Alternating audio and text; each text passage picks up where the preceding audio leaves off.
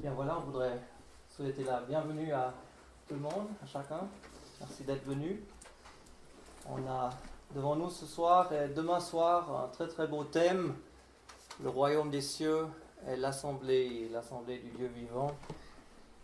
Est-ce que c'est la même chose? Est-ce que c'est différent? De comprendre un peu les lignées de la parole, ce que Dieu nous enseigne sur ces beaux sujets. Et on va le regarder sous un angle particulier dans le chapitre de Matthieu 13, où on trouve 8 paraboles. C'est déjà peut-être la première petite surprise.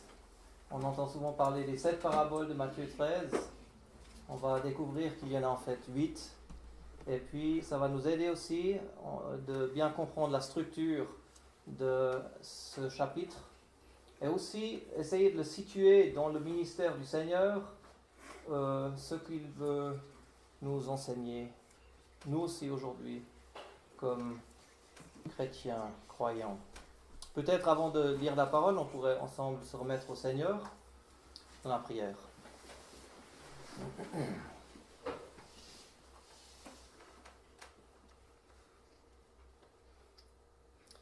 Oui, Seigneur Jésus, nous avons le désir d'apprendre de toi. Nous te remercions que tu nous as laissé ta parole dans nos mains, que nous pouvons la lire en liberté, que nous pouvons nous réunir en toute liberté aussi. Nous te remercions d'avoir gardé chacun durant le trajet. Tu nous as gardés d'accidents et nous te demandons maintenant que par ton esprit tu nous ouvres les Écritures, que tu nous parles à nos cœurs, à nos consciences, aussi que nous puissions comprendre ce que tu nous montres. Oui, tu peux nous donner d'avoir un partage qui sera pour l'édification de chacun de nous. Amen. Amen. Alors, je vous invite à ouvrir la Bible à Matthieu 13. Matthieu au chapitre 13.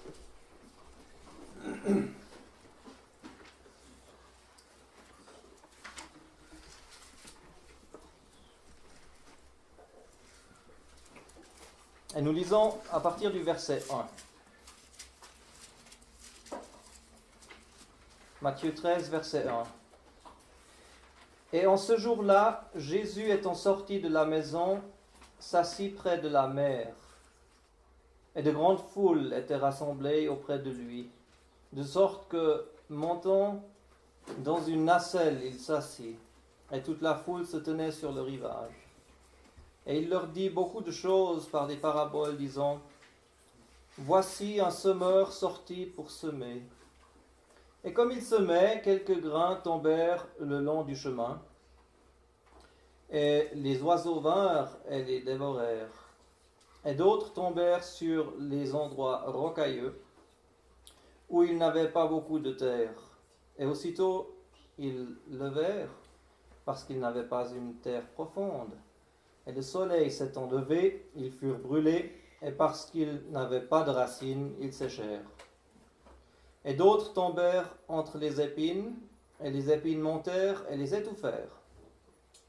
Et d'autres tombèrent sur une bonne terre, et produisirent du fruit, l'un 100, l'autre 60, l'autre 30.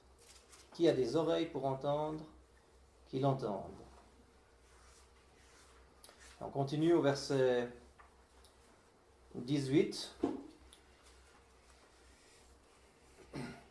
Vous donc, écoutez la parabole du semeur. Toutes les fois que quelqu'un entend la parole du royaume et ne la comprend pas, le méchant vient et ravit ce qui est semé dans son cœur. C'est là celui qui a été semé le long du chemin.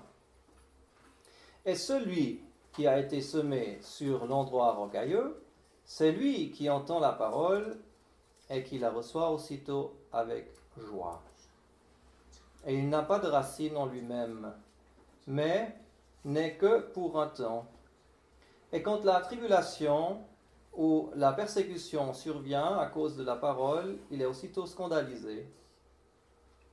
Et celui qui a été semé dans les épines, c'est lui qui entend la parole, et les soucis de ce siècle, et la tromperie des richesses étouffe la parole, et il est sans fruit. Et celui qui a été semé sur la bonne terre, c'est celui qui entend et comprend la parole, qui aussi porte du fruit et produit l'un 100, l'autre 60, l'autre 30. Alors jusqu'ici la parole de Dieu pour commencer. Le désir donc c'est de ce soir donner une introduction par rapport à Matthieu 13 et de voir ensemble, alors après une introduction de peut-être une demi-heure, d'étudier ensemble en fait cette parabole du semeur qui est très merveilleuse et très profitable pour chacun de nous, car elle parle d'un côté, bien sûr, de cette parole qui est semée envers des incrédules, mais aussi elle nous parle à nos propres cœurs, comme croyants, à tous ceux qui parmi nous sont déjà croyants, sauvés, eh bien elle nous parle aussi à nous, parce que nos cœurs des fois prennent des états un peu similaires à ce qu'on a trouvé ici. Et demain soir, si le Seigneur le permet, on continuera avec la deuxième parabole, celle qui concerne l'ivraie et le blé. Et on va voir aussi qu'il y a tout un aspect prophétique aussi lié avec ça et qui est développé de manière plus complète, on peut dire, dans cette deuxième parabole, dans tout ce chapitre. Alors, que le Seigneur nous aide à avoir un temps profitable ensemble. Le Seigneur Jésus est venu sur cette terre parmi les siens, et les siens ne l'ont pas reçu. C'est qui les siens? C'était son peuple d'abord. C'était le peuple d'Israël. Il était venu d'abord comme le Messie, comme le roi. Et ensuite, eh bien, on voit qu'il y aura un changement de direction, on peut dire. Quand on regarde dans cet évangile déjà, en Matthieu 10, on va voir déjà qu'après ayant appelé les 12 disciples, au verset 5 de Matthieu 10, on voit qu'il les envoie, ces 12, et leur donna des ordres disant « Ne vous en allez pas sur le chemin des nations, et n'entrez dans aucune ville des Samaritains, mais allez plutôt vers les brebis perdues de la maison d'Israël. Et quand vous irez prêcher disant, le royaume des cieux s'est approché. » Quelle chose!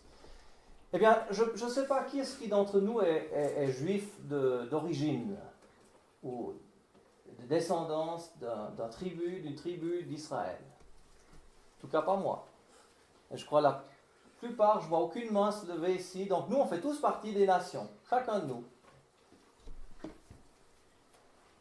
Et là, le Seigneur, il dit, allez seulement à la maison d'Israël. Donc le premier appel, l'envoi, la première mission des disciples, c'était vraiment quelque chose où on était, nous, un peu en dehors. Entièrement en dehors. Quelle chose.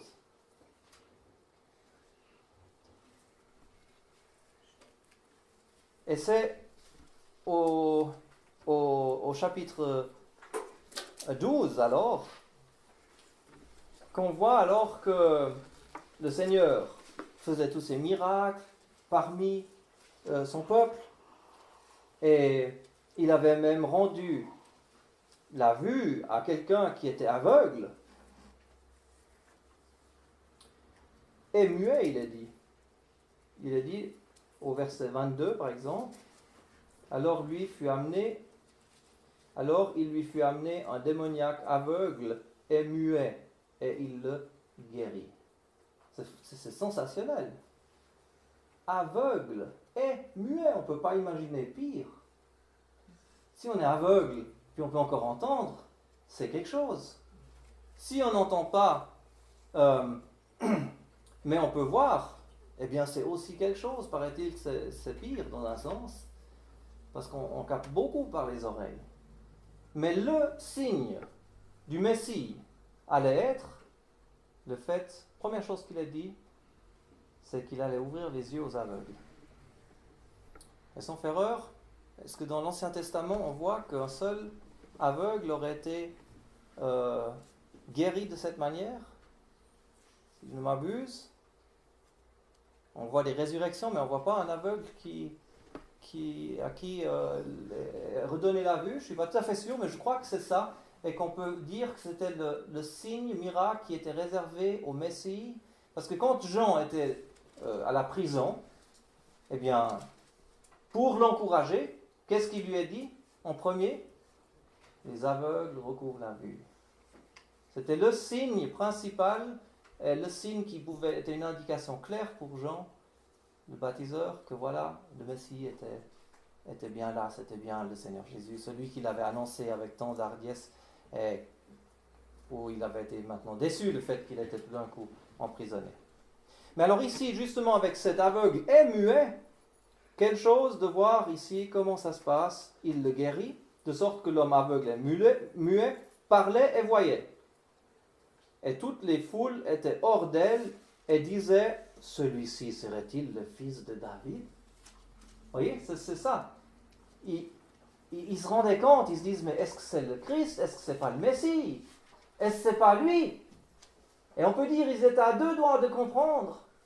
Et voilà que maintenant, les chefs, les conducteurs, malheureusement, eh bien, comment est-ce qu'ils réagissent?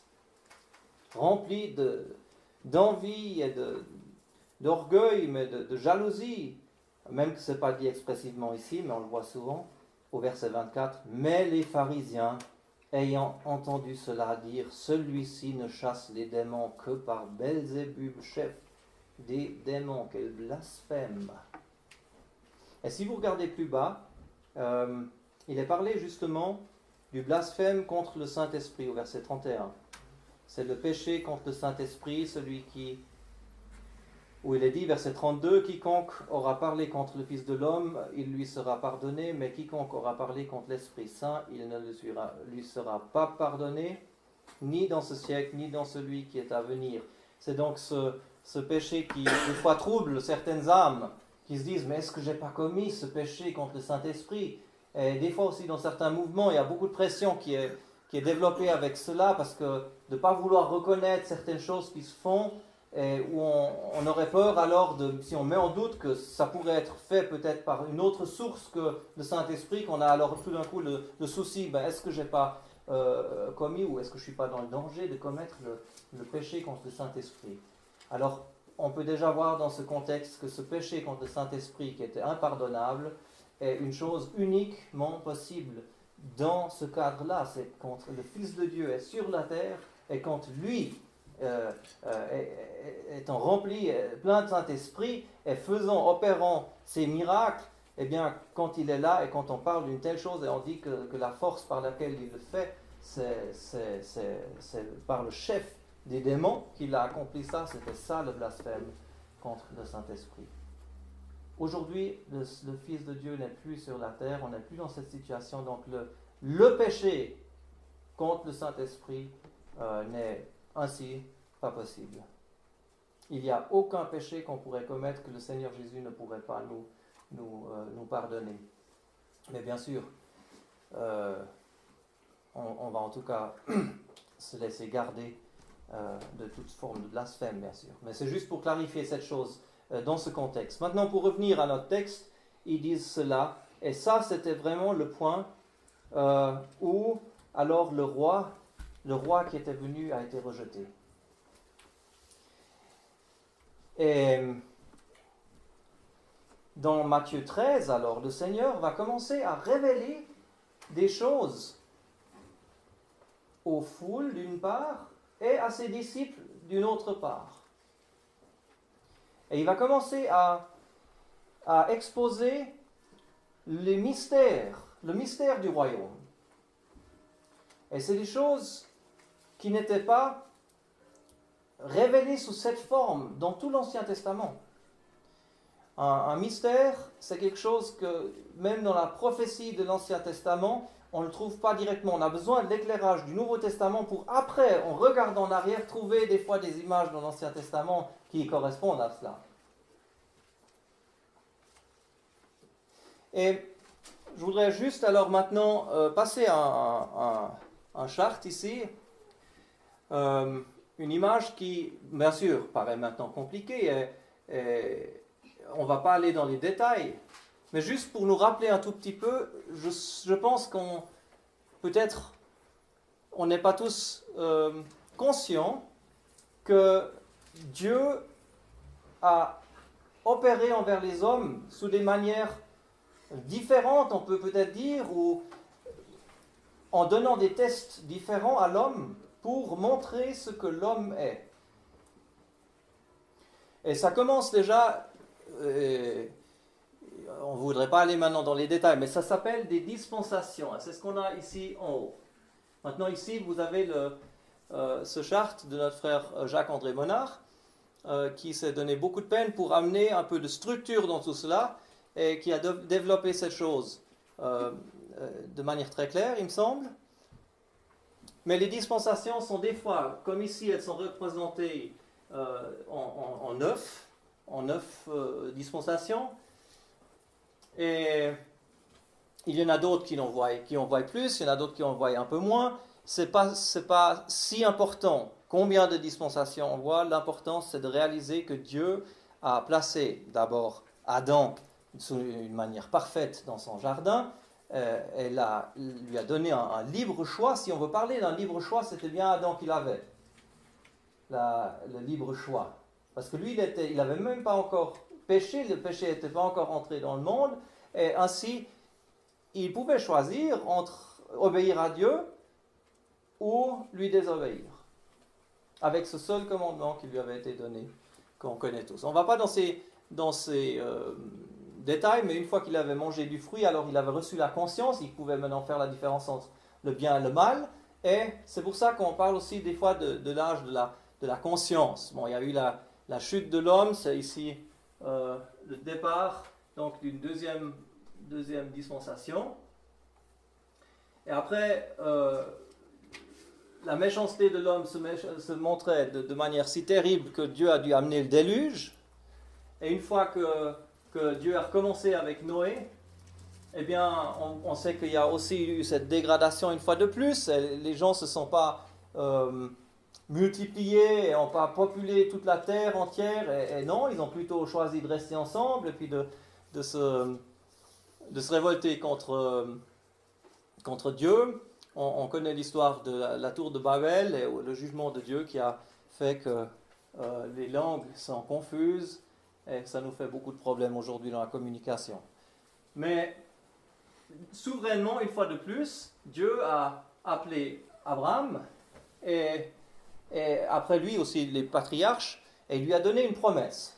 Il lui a donné des promesses inconditionnelles.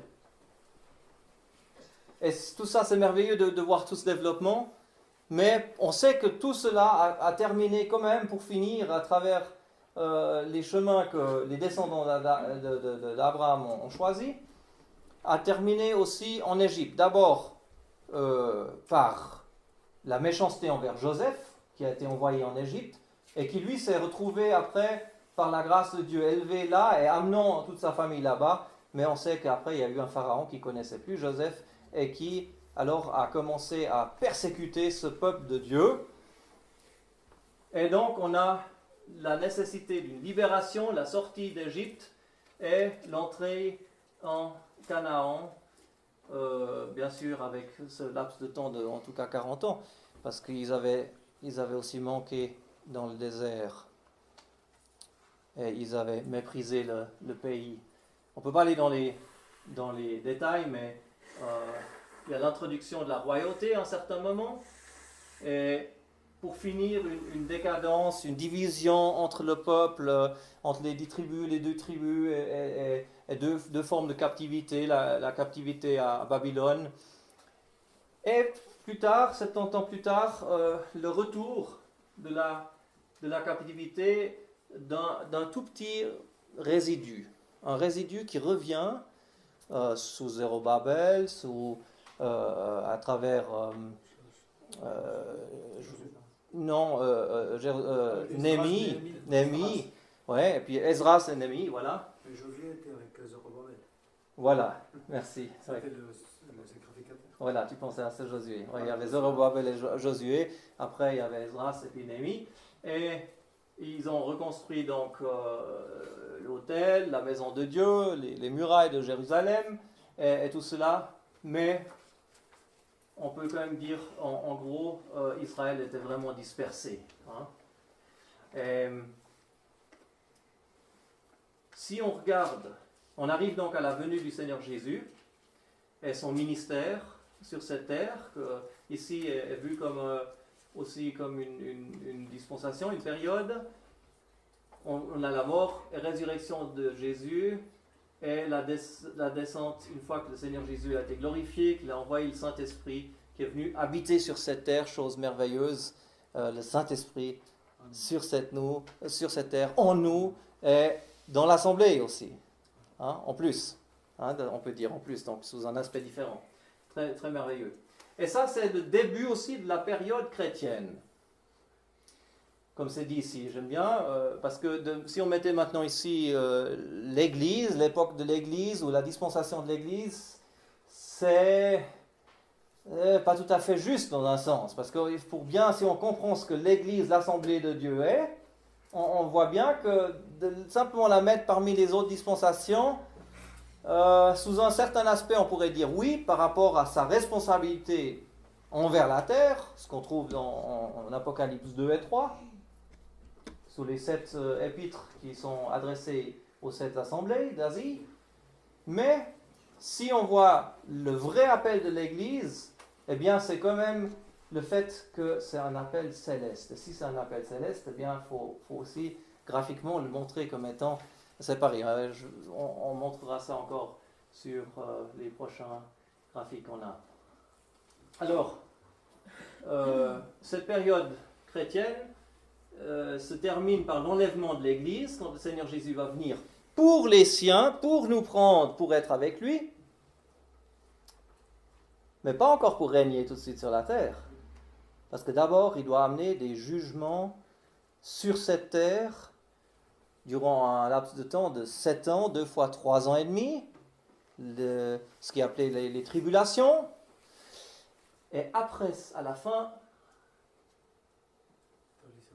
eh bien, il y a la descente en gloire du Seigneur Jésus qui vient, et nous avec lui, nous tous les croyants avec lui, et pour alors introduire le millénium, le règne en paix et en justice de 1000 ans sur cette terre, où enfin le roi sera reconnu.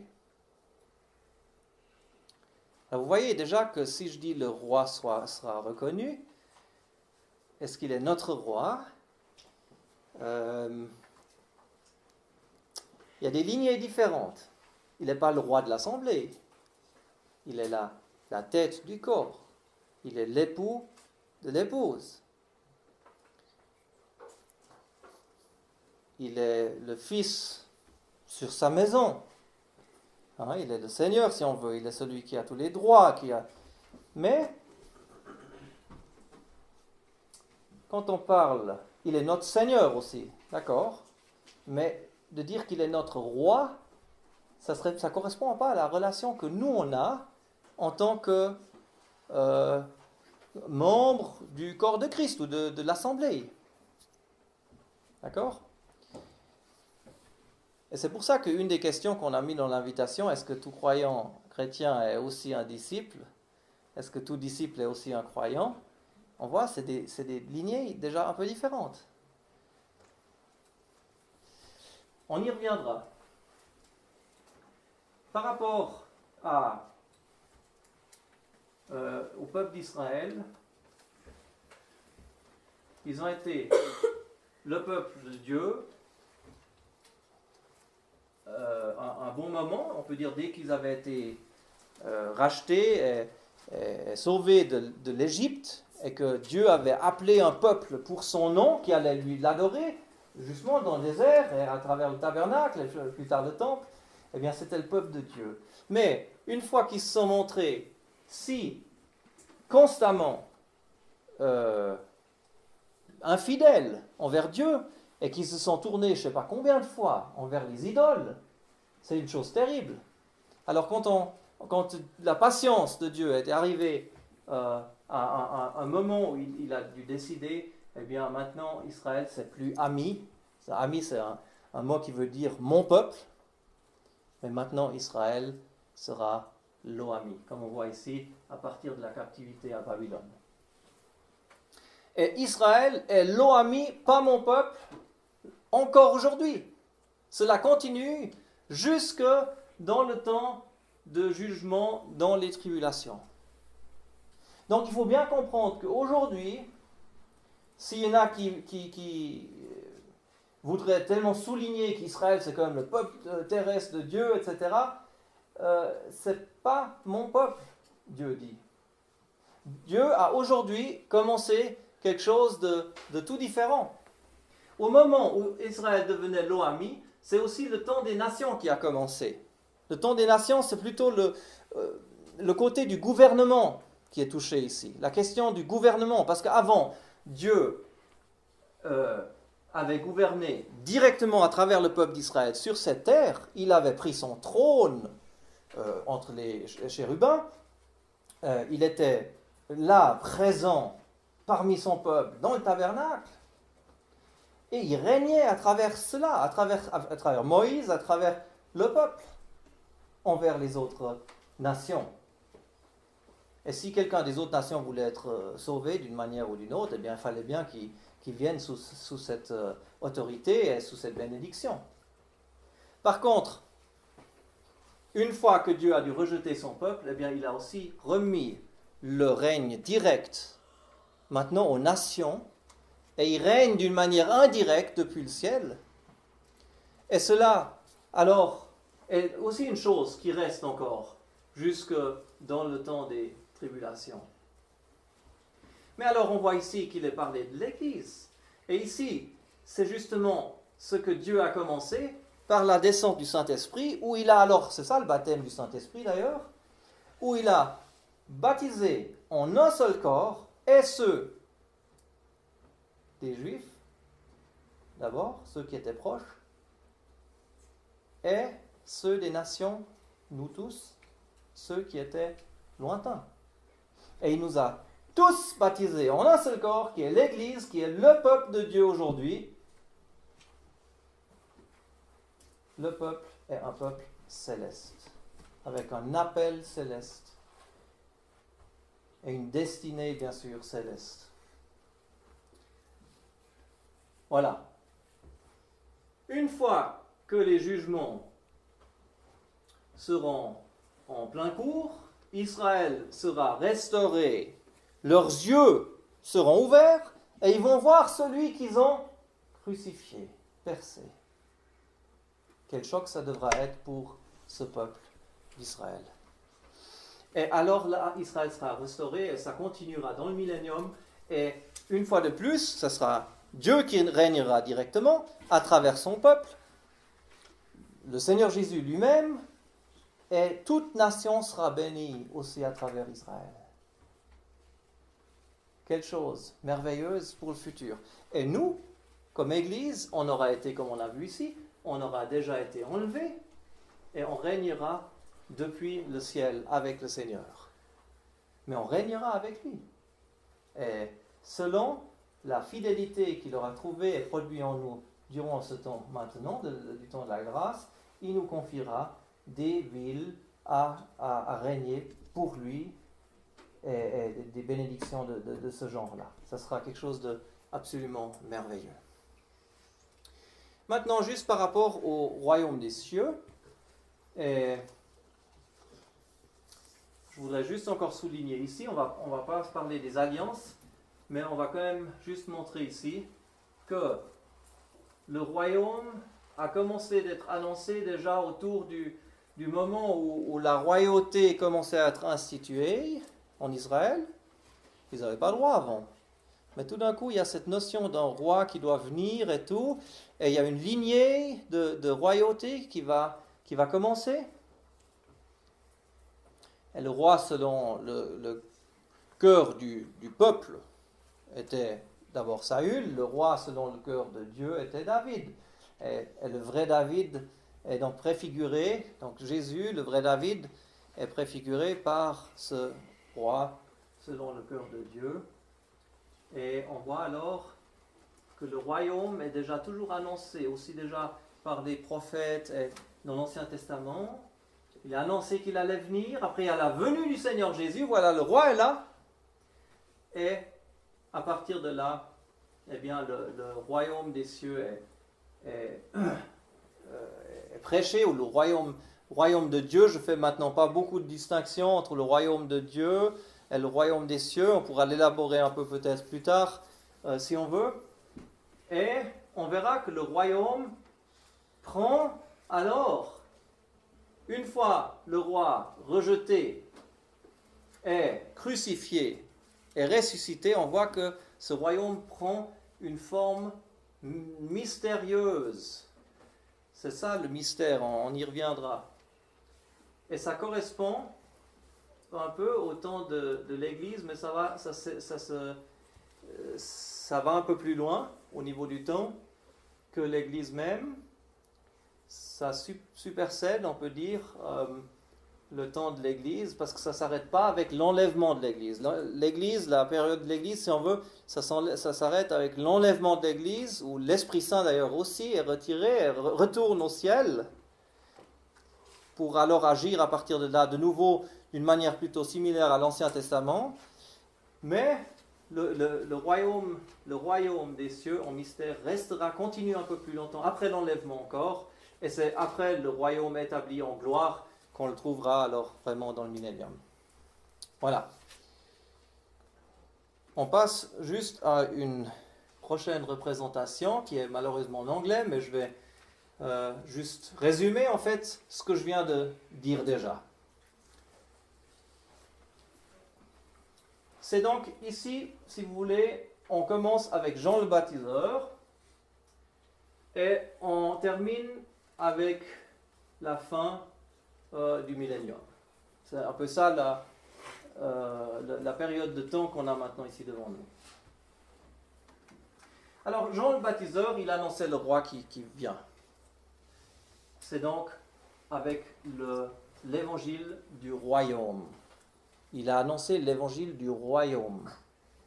Aujourd'hui, on n'annonce pas l'évangile du royaume, on annonce l'évangile de la grâce.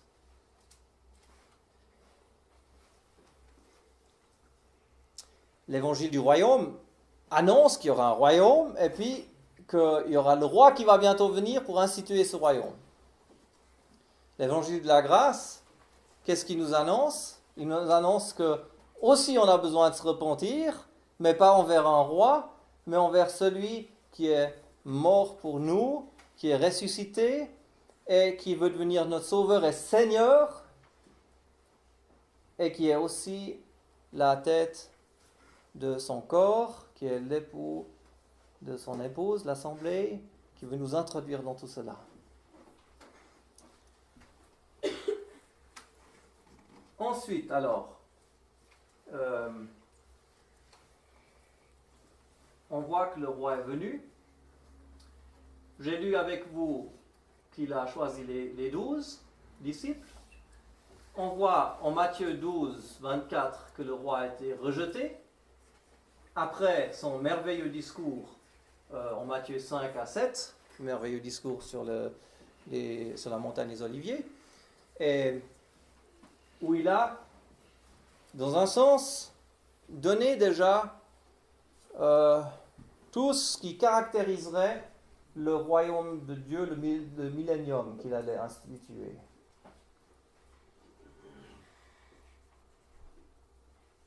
Mais il indiquait déjà aussi là qu'il y aurait de la persécution. Dans ces chapitres déjà, il y a déjà des allusions où on voit que cela ne s'applique pas seulement pour un ordre divin qui instituerait une fois dans le millénium, mais que cela s'applique aussi déjà pour notre période dans laquelle on vit. Où aussi il y a une forme de royaume. Et on y vient. Donc, à partir de quand il avait été rejeté, il y a Matthieu 13 maintenant, avec ces paraboles qui s'interposent et qui nous annoncent des mystères qui sont annoncés. Il y a encore un second discours sur la montagne, en Matthieu 24-25, qui suit. Et après, cette terrible chose, l'effectivement rejet, si on veut, total du roi, le Seigneur Jésus, qui est rejeté par son peuple, chose si terrible.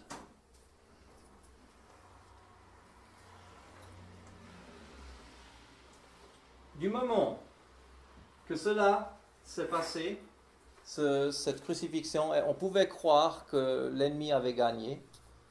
Eh bien, il n'a pas gagné, il a été vaincu à ce moment-là, on le sait bien. Mais le monde gît dans le méchant, entièrement. Et est sous l'emprise de Satan. Et c'est un état terrible qui continue jusqu'à la venue en gloire du Seigneur Jésus. Et ça se voit, ça se sent tous les jours. Mais ce qu'il y a alors, à partir du moment que le Seigneur Jésus est monté en gloire, qu'est-ce qu'il y a? Il y a maintenant un royaume en mystère. Le royaume de Dieu, le royaume des cieux, on va maintenant utiliser le royaume des cieux, a pris une forme mystérieuse. Et quand on va étudier Matthieu 13, on va voir ce changement, on va voir tout ça. Donc le royaume qui devait normalement être installé d'abord en Israël, rejeté par son peuple, prend une forme mystique ou mystérieuse, cachée, et existe encore aussi aujourd'hui. Et là, on va devoir un petit peu encore regarder, mais qu'est-ce que c'est alors ce royaume? Est-ce que c'est l'assemblée? Qu'est-ce que c'est, le royaume des cieux? En étudiant les paraboles, on va bien le comprendre. Ce côté mystérieux va se terminer un jour et finalement, le royaume sera vraiment institué de manière visible pour tous dans le millénium. Ce qui est beau dans cette représentation ici, c'est que l'Église est marquée comme étant céleste, le mystère de Christ et son assemblée. Voilà, alors nous on vit maintenant dans ce temps-là, on est tout près de l'enlèvement, après lequel les jugements vont commencer. Je voudrais juste encore souligner une chose, c'est que durant ce temps-là, alors, il y aura un résidu juif, un résidu pieux, qui va alors beaucoup gémir parce qu'ils seront persécutés d'une manière terrible.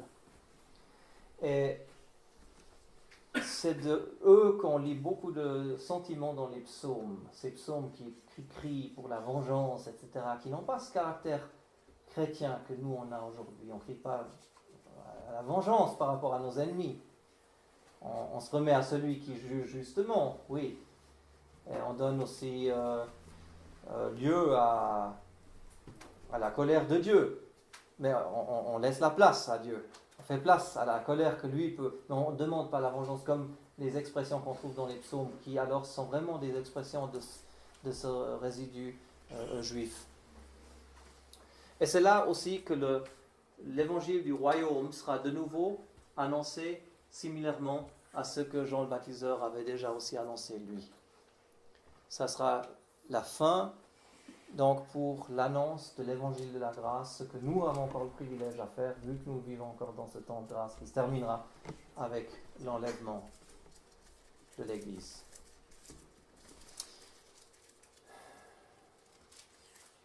Voilà. Quant à la structure des 8 paraboles de Matthieu 13, juste très brièvement encore, 5 minutes, et on va commencer à notre étude aussi en partageant les uns avec les autres quelques pensées sur Matthieu 13, la première parabole du semeur. Maintenant, juste, il y a 8 paraboles, comme j'ai dit. D'abord, celle du semeur. Deuxièmement, celle de l'ivraie et le blé. Troisièmement, celle du grain de moutarde. Quatrièmement, celle du levain. Cinquième, celle du trésor. Sixième, celle de la perle. Septième, celle de la seine avec les bons et les mauvais poissons. Et huitième, et ça c'est celle qu'on n'a souvent pas remarquée, celle du maître de maison. Et vous voyez déjà comment je l'ai montré ici. Ça donne une structure tout à fait intéressante et facile à rappeler. Et je crois vraiment ce qu'on trouve, ça ouvre vraiment la compréhension à toutes ces paraboles. La première c'est pas une parabole du royaume des cieux. Il y a en Matthieu 10 paraboles du royaume des cieux, dont 6 se trouvent ici. Les 6 premières du royaume des cieux sont celles qu'on a ici, l'une après l'autre. Donc la première n'est pas introduite, le royaume des cieux est tel que. Vous trouverez ça à partir du verset 24, on a arrêté au verset 23. Verset 24, il est dit, il leur proposa une autre parabole, disant, le royaume des cieux a été fait semblable à un homme qui semait de bonnes semences dans son champ, mais pendant que les hommes dormaient, son ennemi vint et sema de l'ivraie parmi le froment, et s'en alla. Et après, toutes les prochaines seront, et il leur proposa une autre, et le royaume des cieux est semblable à un grain de moutarde. Le royaume des cieux est semblable à du levain, etc. Et si vous faites attention, vous voyez que les premières 4 paraboles sont dites aux foules. Elles sont dites aux foules en général. Les prochaines 4 sont dites aux disciples uniquement. Il y a aussi quelque chose d'important là-dedans. Qu'est-ce qui est important? C'est de comprendre que ici, dans la première, il y a une introduction générale à ces paraboles. Ensuite, il y a la première parabole du royaume des cieux, la deuxième et la troisième, qui sont toutes relativement négatives dans leur contenu. Et là, peut-être, ça va surprendre l'un ou l'autre qui a peut-être toujours entendu que le levain était quelque chose de positif, l'évangile qui allait se propager partout, etc. Je vais vous proposer quelque chose qui va être bien différent de cela, parce que la parole de Dieu, il me semble, nous montre nulle part, déjà, et je le dis directement, que le levain est quelque chose de positif. C'est toujours un signe du péché ou de quelque chose de tout à fait négatif. Donc, quand on étudie la parole, on ne peut pas simplement prendre dans un contexte différent tout d'un coup un symbole qui normalement dans toute la parole a une claire signification et lui donner quelque chose, une nouvelle signification simplement parce qu'on pense que ça serait comme ça, que ça nous va un peu dans cette direction, qu'on imagine et qu'on espère que tout le monde va recevoir l'évangile, alors tout d'un coup le levain devient l'évangile. On n'a pas le droit de faire ça. Et on ira voir tout ça en plus de détails une fois qu'on étudiera cette parabole. Ce ne sera pas aujourd'hui et demain, mais je l'indique juste comme ça déjà. Ce qui est intéressant, c'est qu'on a 3 paires de doubles paraboles ou de paraboles parallèles. Celle de l'ivraie et du blé, on verra encore demain soir. Il y a quelque chose déjà de mélangé ici. L'ivraie, c'est négatif, le blé, c'est positif. On retrouve le même principe dans la dernière du royaume des cieux dans ce chapitre, où c'est celle de la scène avec les bons et les mauvais poissons. Jusque ici, l'ivraie est présenté prédominant, tandis qu'avec la scène, c'est les bons poissons qui sont prédominants. Et c'est ce qu'on voit quand il parle à ses disciples, il va leur présenter un trésor et une perle, qui les deux nous parlent de l'assemblée, et qui nous parle de quelque chose de réel, de très positif. Donc le royaume des cieux, sous une forme très positive, est pas mélangé. Pas mélangé. De croyants et d'incrédules, mais qui tous portent le nom de chrétiens. Peut-être que je devrais encore ici juste ajouter, quand on parle du royaume des cieux, qu'il ne s'agit pas du ciel. On pourrait le croire, hein? Le mot royaume des cieux, c'est comme si ça nous parlait du ciel. C'est une sphère qui est bien sur la terre, mais où le roi est absent au ciel. Et ce qui caractérise le royaume, c'est le roi. Donc, c'est le royaume des cieux, parce que le roi est au ciel et il règne depuis le ciel et il a encore aujourd'hui son influence. Sur la terre, il a été rejeté, mais il est retourné au ciel et depuis là, il règne maintenant. Chose merveilleuse. Donc, où le nom de Christ a été prononcé, où le nom de Christ a été une fois annoncé et accepté dans une certaine forme, même extérieure, c'est là qu'il y a le royaume des cieux. Donc ici en Suisse, il y a le royaume des cieux. En Afrique, il y a le royaume des cieux. En Asie, pas partout. Donc il y a des endroits sur cette terre où il n'y a pas le royaume des cieux. Aujourd'hui, parce que le nom de Christ n'a pas encore été prêché.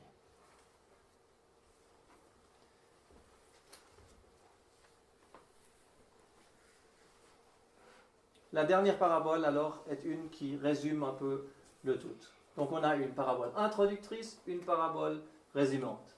On a la parabole de l'ivraie et du blé qui nous montre qu'il y a une chose mélangée déjà. Et on a aussi la parabole parallèle qui va avec celle-là et puis qu'on peut mieux comprendre si on les voit les deux ensemble. Grain de moutarde et levain, les deux ensemble nous parlent de la même chose mais d'un angle un peu différent. Trésor et perle nous parlent de la même chose mais d'un angle différent. Levain caché, trésor caché dans la terre.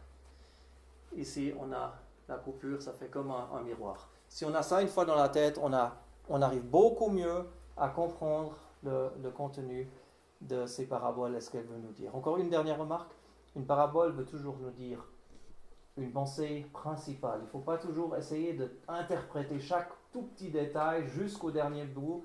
Le Seigneur veut montrer une pensée générale, malgré que tous les détails ont bien sûr certainement leur signification, mais il faut essayer de d'abord comprendre bien cette pensée majeure.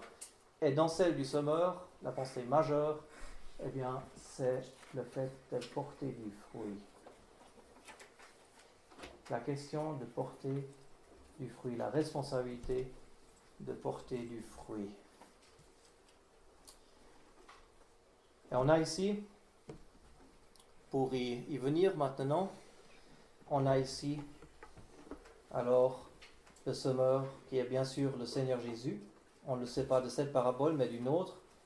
Verset 37, celui qui sème la bonne semence, c'est le Fils de l'homme. Et la semence qu'il sème, bien sûr, elle est bonne, elle est parfaite. La semence, qu'est-ce que c'était? Verset 19, c'était la parole du royaume. Donc il n'y a rien de faux avec la semence. Maintenant, elle tombe sur différents champs, différentes terres. Et ces terres sont 4. Première, le long du chemin, où les oiseaux viennent directement, dévorent tout. Deuxième, l'endroit rocailleux, où il n'y avait pas beaucoup de terre. Et aussitôt, ils le verrent, et on voit quelque chose qui sort, une plante, mais le soleil qui vient, qui se lève, tout est brûlé, parce qu'il n'y a pas de racines, tout s'est séché. Troisième terre, ceux qui tombent entre les épines. Et il semblerait que cette expression montre que c'est des épines qui ne sont pas encore développées, qui n'ont pas encore grandi. Ça ne se voit pas encore que c'est vraiment plein d'épines. Mais c'est au milieu de ce début, de ce qu'il y a là, eh bien, il y a de la semence qui tombe, et il y a quelque chose qui se passe, comme on a vu ici. Mais les épines après montent et étouffent ce qui est semé, et d'autres tombent sur une bonne terre et produisirent du fruit. Et c'est ce moment-là qu'on voit que ça produit du fruit. Donc, extérieurement, on peut maintenant dire et voir, eh bien, ceux-là, c'est des vrais. Ceux-là, c'est devenu des croyants. Ceux-là, c'est ceux qui ont reçu la parole. On a affaire à des états de cœur ici. Et ce n'est pas le cœur naturel de l'homme, parce que si c'est ça, le cœur naturel de l'homme uniquement, on a tous ce cœur terrible, ce cœur qui ne veut absolument rien recevoir. Si c'était l'état naturel du cœur comme il se présente, eh bien, on serait tous parmi ceux où il n'y a rien qui entre et il n'y a rien qui se passe. Il faut que l'Esprit fasse une œuvre en nous, dans nos cœurs. Mais ici, c'est beaucoup plus le côté de notre responsabilité. C'est le côté de notre responsabilité. Qu'est-ce que nous Comment est-ce que nous recevons cette bonne et parfaite semence qui est semée par le bon et parfait semeur? Et je voudrais maintenant m'arrêter ici et ouvrir la possibilité pour nous, de chacun, de maintenant vraiment exprimer des pensées. Chaque frère pourrait nous instruire, et s'il y a des questions, eh bien voilà, chacun se sent libre de poser une question ou l'autre par rapport à cette parabole, ce qu'elle veut nous dire. Peut-être on pourrait d'abord se concentrer sur le point de comprendre qui sont ces premières 3 terres, qui sont des cœurs tous incrédules à leur manière, par rapport à des gens qui ne sont pas sauvés. Et une fois qu'on a vu un peu ce côté-là, on pourra aussi faire le transfert qui est très important aussi, cette application à nos propres cœurs qui peuvent se manifester et être caractérisés par les mêmes problèmes. Ok ?